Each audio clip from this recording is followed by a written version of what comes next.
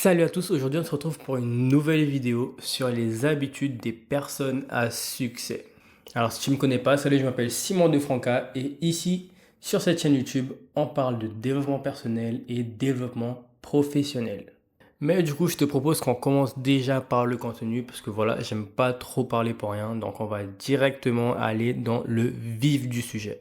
Je pense que le plus important avant de commencer la vidéo, c'est de définir qu'est-ce que le succès. Parce qu'en fait, le succès, ça varie d'une personne à une autre.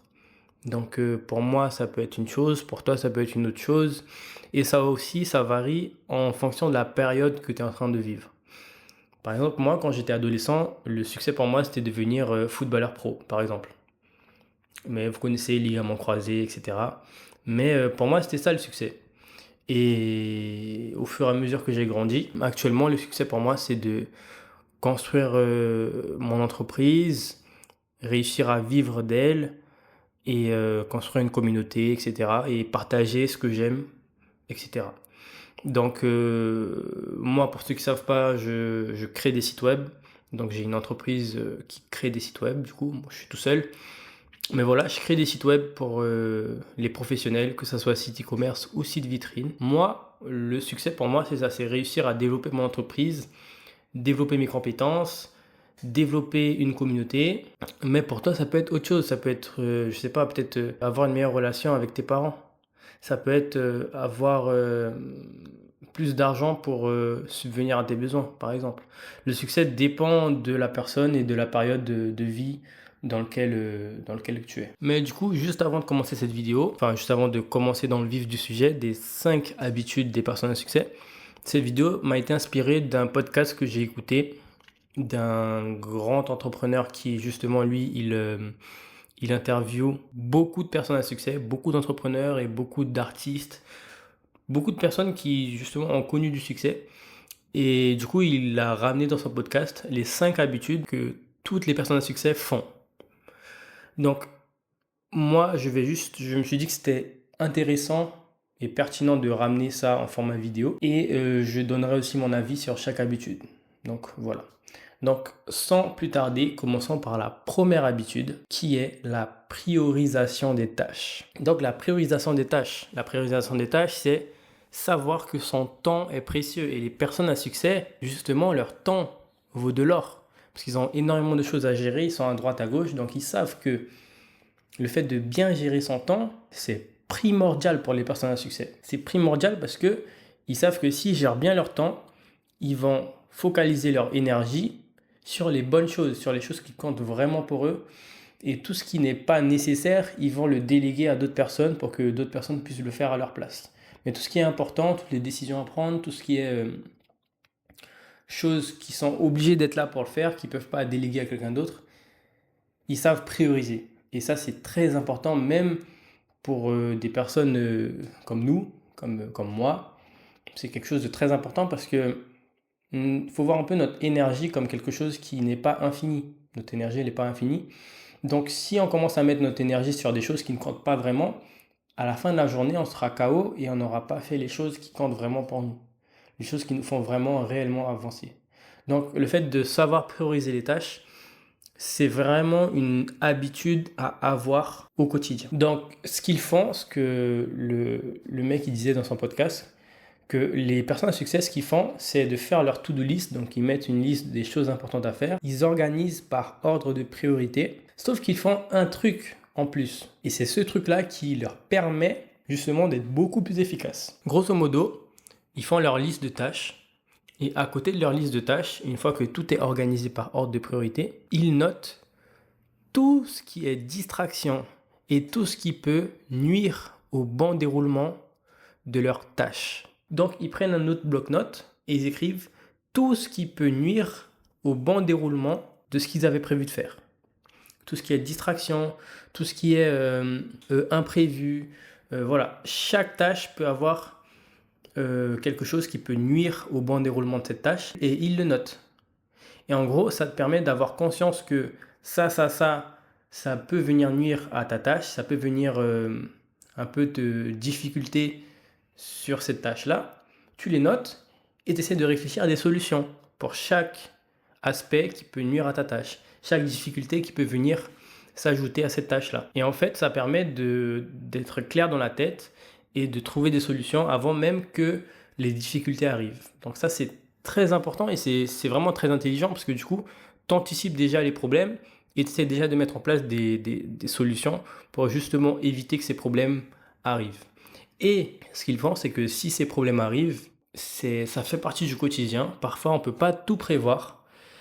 Ils essayent d'apprendre avec leurs erreurs, avec les angles morts qu'ils ont peut-être oubliés. Et ils ont cette capacité de reprendre là où ils se sont arrêtés. Donc si, admettons, il y a eu un problème, ils ont dû partir du bureau ou je sais pas, ils ont dû faire autre chose et ils ont perdu de vue euh, la liste de tâches importantes qu'ils avaient à faire, ils ont cette prise de conscience de se dire, bon, c'est vrai que tout ne s'est pas passé parfaitement, mais je vais quand même revenir vers ma tâche et je vais donner le meilleur de moi-même, le meilleur que j'ai à offrir aujourd'hui. Et c'est ça qui différencie les autres parce que souvent quand quelque chose ne va pas comme on le souhaite, souvent quand on planifie nos journées et qu'il y a un truc qui vient nous poser des difficultés, on lâche tout. On lâche tout, on se dit, là, j'ai déjà perdu toute ma journée en faisant des choses qui n'étaient pas essentielles, qui n'étaient pas dans ma liste de tâches.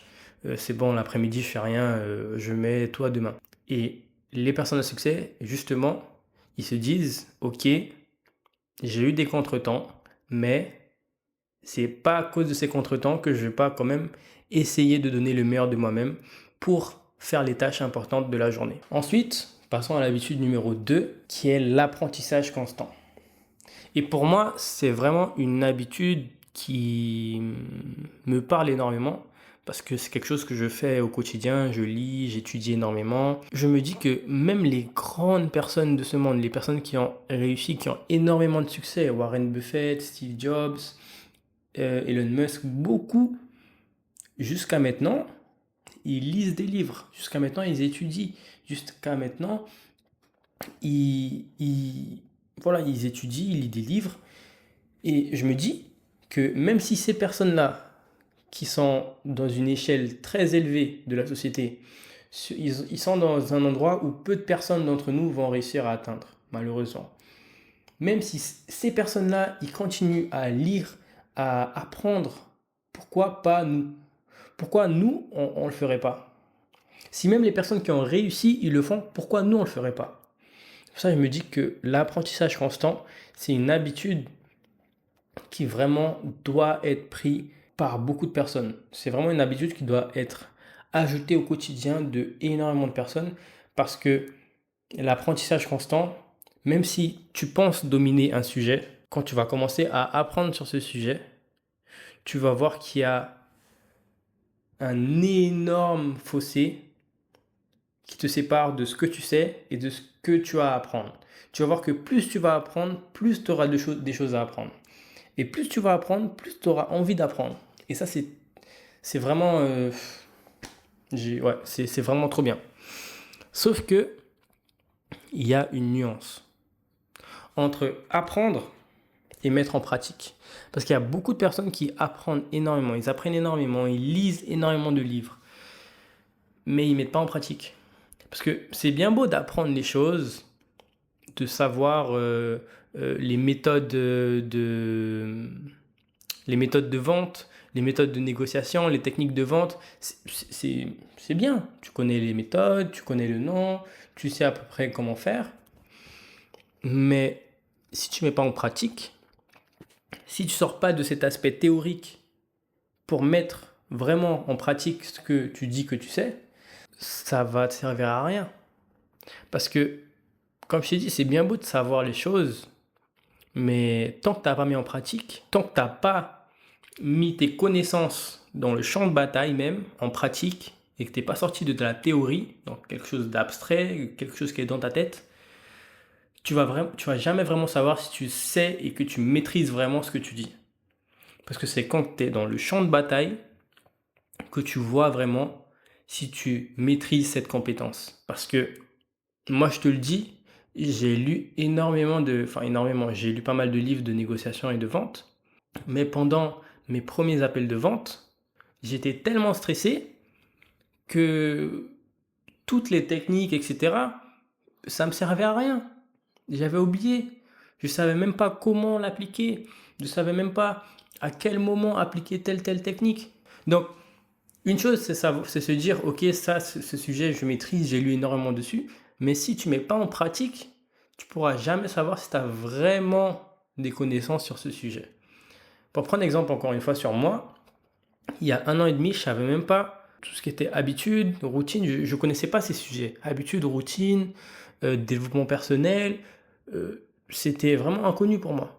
J'ai commencé à lire, j'ai commencé à étudier, j'ai commencé à regarder des vidéos YouTube, à écouter des podcasts, à vraiment me mettre à fond sur ça.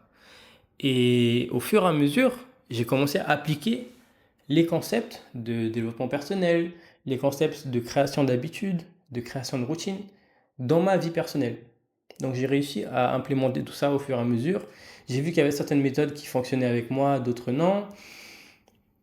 Et je me suis heurté à ce mur de la réalité. Je suis sorti un peu de cet aspect théorique et j'ai mis les trucs dans le champ de bataille, j'ai mis les trucs en pratique et on voit directement la différence. Parce que sur les livres, c'est tout beau, c'est tout rose, hein. Sur la théorie, voilà, on se dit, voilà, on fait ça, et ça donne ça. Mais non, dans la pratique, c'est pas tout le temps comme ça. Dans la pratique, tu vas te heurter à des difficultés. Et sur le livre, les difficultés, elles y sont pas, hein. Elles y sont pas toutes. Et parfois, il va falloir que tu te creuses un peu la tête pour trouver des solutions à tes difficultés. Et c'est ça qui te fait progresser énormément et c'est ça qui te fait vraiment te dire, ok, cette compétence-là, je la maîtrise. Après, bien sûr, tu peux toujours approfondir tes connaissances, mais voilà, tout ça pour vous dire que l'apprentissage constant sans la pratique, c'est rien d'autre que devenir une encyclopédie ambulante. Ça ne sert à rien. Il faut réussir à prendre ce que tu as appris et essayer de l'appliquer. Prendre ce que tu as appris et essayer de l'appliquer dans ta vie. Au moins essayer de tester, essayer de voir si ça marche, comment ça se fait, etc. Se poser des questions. Passons à l'habitude numéro 3. L'habitude numéro 3, c'est une habitude que j'aime énormément, enfin que j'admire énormément, c'est la capacité de se remettre en question. La capacité d'autocritique. Les personnes à succès ont cette capacité de faire un genre de dézoom de leur vie. Donc un peu, ils sont là et ils sortent un peu de leur corps. C'est une métaphore, bien sûr. Et ils voient sur une durée, par exemple, ils regardent sur 6 mois et ils commencent à se questionner. Ils se disent, ok, là, j'ai un peu procrastiné, du coup, c'est à cause de ça que j'ai eu un peu de retard ici. Ensuite, ici, j'étais un peu trop stressé dans mon appel de vente.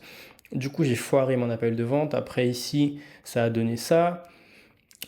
Ça, il faut que j'améliore. Et en fait, ils se regardent d'en haut et ils se disent, ok, ça, j'ai mal fait parce que j'ai fait ça. Ça, j'ai pas réussi à cause de ça. Et en fait, ils améliorent par la suite. Ils voient que ça, ils ont une erreur ici parce qu'ils ont procrastiné.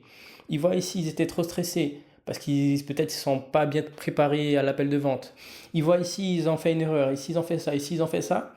Ils se disent, ok, si j'améliore ça, dans 6 mois, ça va peut-être aller mieux. Et du coup, ils commencent à se questionner. Ils se disent, ok, qu'est-ce que je peux améliorer? Je peux améliorer ça.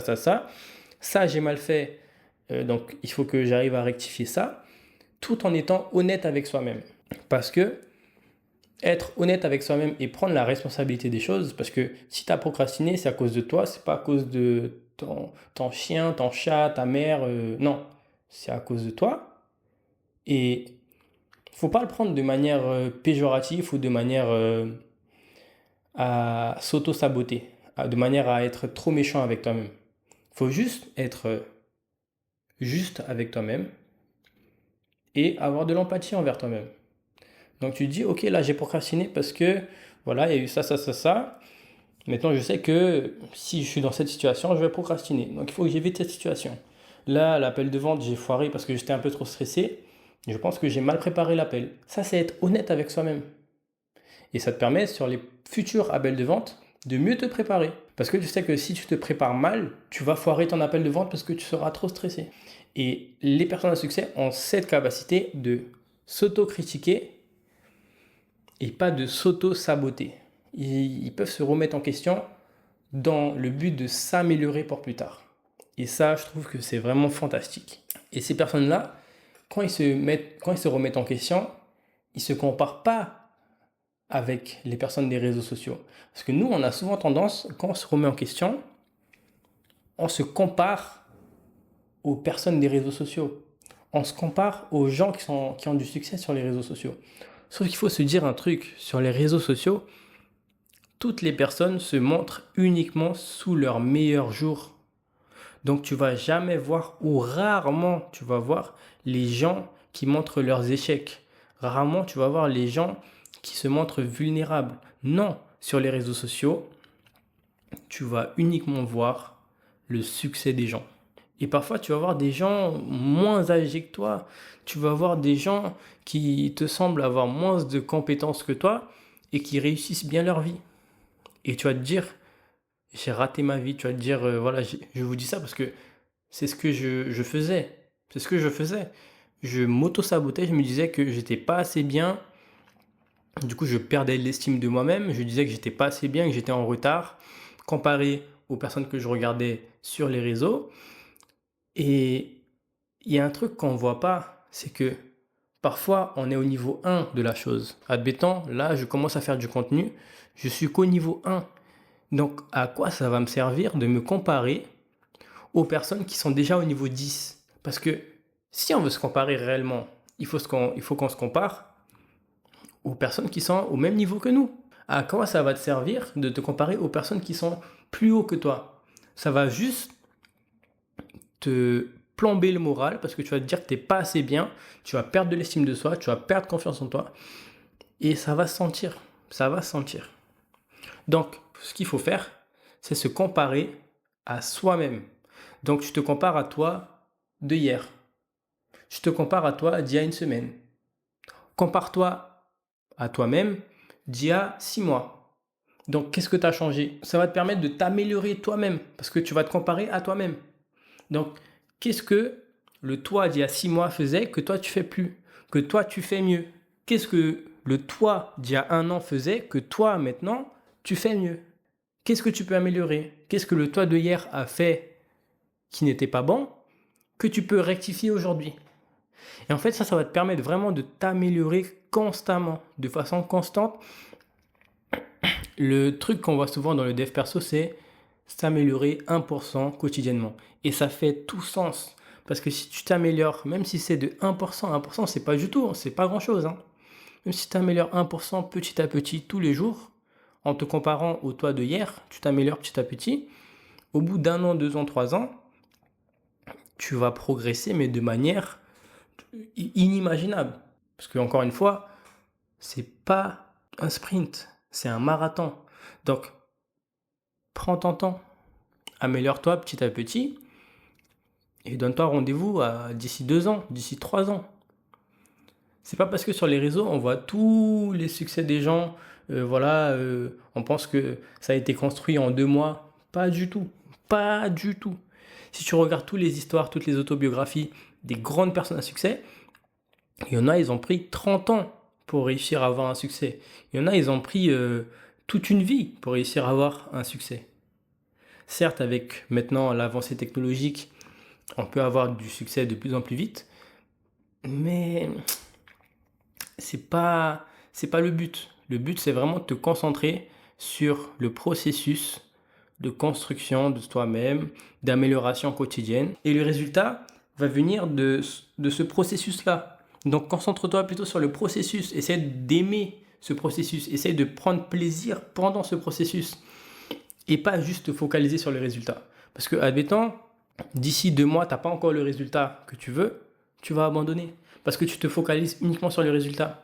Alors que si tu te focalises uniquement en devenir meilleur 1% chaque jour, tu vas maintenir sur la distance. Tu vas maintenir tes efforts de façon constante et de façon plus longtemps.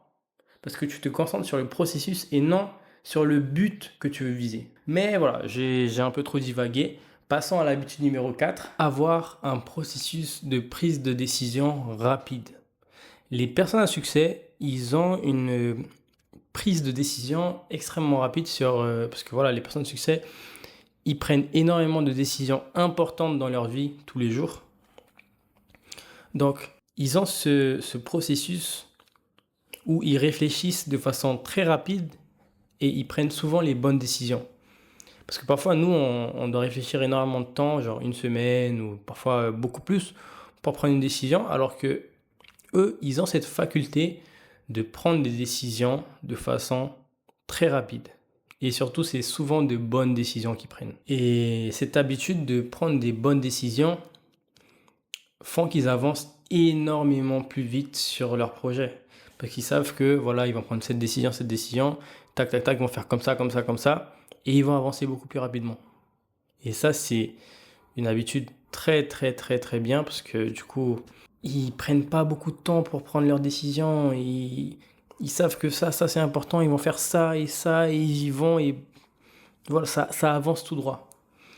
Et pour le coup, dans le podcast, il nous donnait une référence de livre qui peut t'aider à développer cette habitude d'avoir des décisions rapides.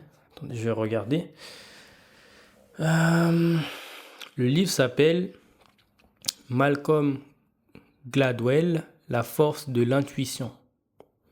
Malcolm Gladwell, La force de l'intuition. Donc je le mettrai juste là. Le livre sera là. Et moi, franchement, je trouve que c'est une habitude qui doit être compliquée à avoir. Mais je pense qu'avec le temps, tu peux t'améliorer sur tes prises de décision et sur la rapidité de la prise de décision. Et voilà. Pas grand-chose à rajouter dessus. Passons à la dernière habitude, la 5e habitude, qui est la mentalité de croissance. Il nous explique que les personnes à succès ont une mentalité de croissance. Donc, ils savent que n'importe quel projet, n'importe quelle compétence qu'ils veulent acquérir ou qu'ils veulent faire, ils vont réussir à le faire. Parce qu'ils sont pas fermés. Ils n'ont pas un esprit fermé, ils n'ont pas une mentalité fermée, mais ils ont plutôt une mentalité ouverte qui veut découvrir les choses, qui se laisse la possibilité de découvrir, se laisse la possibilité d'apprendre davantage sur des domaines qui connaissent pas forcément. Et c'est ça que j'aime dans cette mentalité de croissance, parce qu'en fait, ils croient en leur capacité. Ils croient en leur capacité d'apprentissage. Ils croient en leur capacité de développer un nouveau business. Ils croient en leur capacité de développer une nouvelle compétence. Ils ne sont pas fermés d'esprit en disant « ça, j'ai jamais réussi à faire et je vais jamais réussir à faire ». Non, ils se disent « ça, certes, ok, j'ai pas encore réussi à faire cette chose-là, mais si je me mets à fond, je sais que voilà, en tant d'années, je vais réussir à être un expert dans ce domaine. » Tu comprends qu'ils ne sont pas fermés à faire de nouvelles choses, à acquérir de nouvelles compétences. Ils ont toujours cette soif d'apprentissage et cette soif de faire les choses. Et surtout, ils ont cette capacité à apprendre de leurs erreurs. Ils apprennent de leurs erreurs, donc ils font des erreurs parce qu'une personne à succès, comme j'ai dit, on voit que la face émergée de l'iceberg qui est le succès. Mais on ne voit pas tout ce qu'il y a en dessous, tout ce qui est les sacrifices, tous les échecs. On ne voit pas tout ça. Et les personnes à succès, ils ont cette capacité à apprendre de leurs échecs, à pas se victimiser à travers les échecs, à se dire, ok, qu'est-ce que cette situation peut m'apporter pour plus tard? Je sais que c'est pas un travail facile que ce que je suis en train de dire là. C'est pas quelque chose d'inné, c'est pas quelque chose de génétique. C'est quelque chose que tu apprends à faire quand tu as un regard sur les événements qui se passent dans ta vie, que ce soit bon ou mauvais, et te demander quelle leçon tu peux en tirer. Qu'est-ce que tu peux apprendre de cet événement? Essayer de prendre du recul et te demander, voilà, qu'est-ce que tu peux apprendre? Qu'est-ce que tu as fait de mal? Et te parler avec toi-même de façon empathique. Donc, ne pas être trop dans le jugement, mais plutôt, voilà, essayer d'être curieux, de savoir qu'est-ce que tu peux apprendre à travers cette situation. Qu'est-ce que tu peux apprendre? Qu'est-ce que ça va t'apporter pour plus tard? Et avoir toujours cet esprit ouvert vers de nouvelles choses, vers de nouveaux challenges. Donc, pour résumer, voici les 5 habitudes des personnes à succès. Priorisation des tâches, l'apprentissage constant, être autocritique et se remettre en question, la prise de décision rapide et avoir une mentalité de croissance. 5 habitudes des personnes à succès. J'espère que cette vidéo t'aura plu et on se retrouve dans une prochaine vidéo.